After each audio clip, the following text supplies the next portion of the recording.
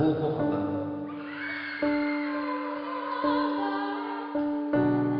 Kasi ikaw ang buhay ko.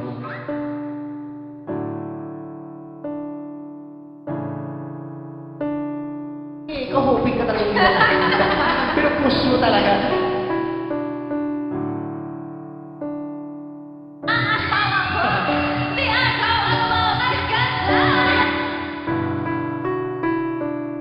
Napalunok ako dun ah. Let's just be in love.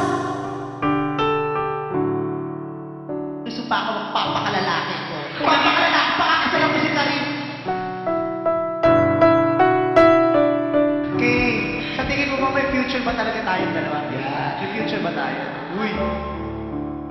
Yung totoo, Kay, sino talaga sa ating dalawang na-develop? Ewan ko sa'yo.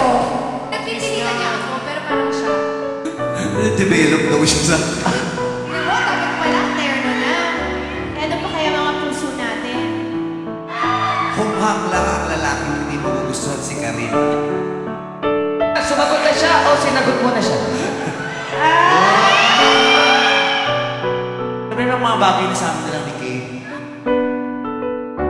Mahal kita!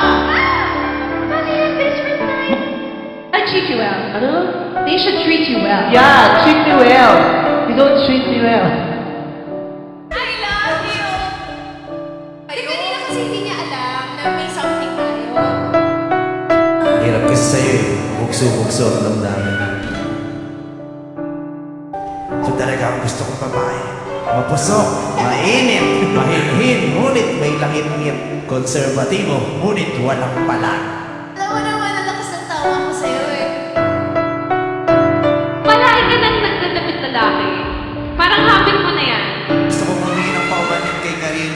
Pasensya ka na sa makeup ko, sa lipstick ko, sa false eyelashes ko. Gusto kong malaman mo, at sana maunawaan mo. Trabaho lang to. Wala ng lahat to. Huwag lang ikaw.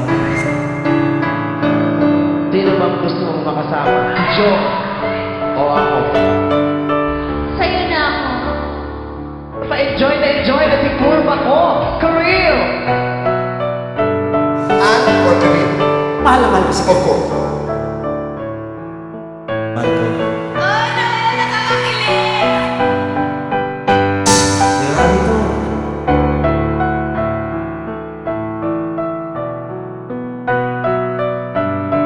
Ito ang kinikilig si Keo. Oo nga, eh, paano ba to? Gusto ko na ulit bumuo ng pamilya. Kasama ka.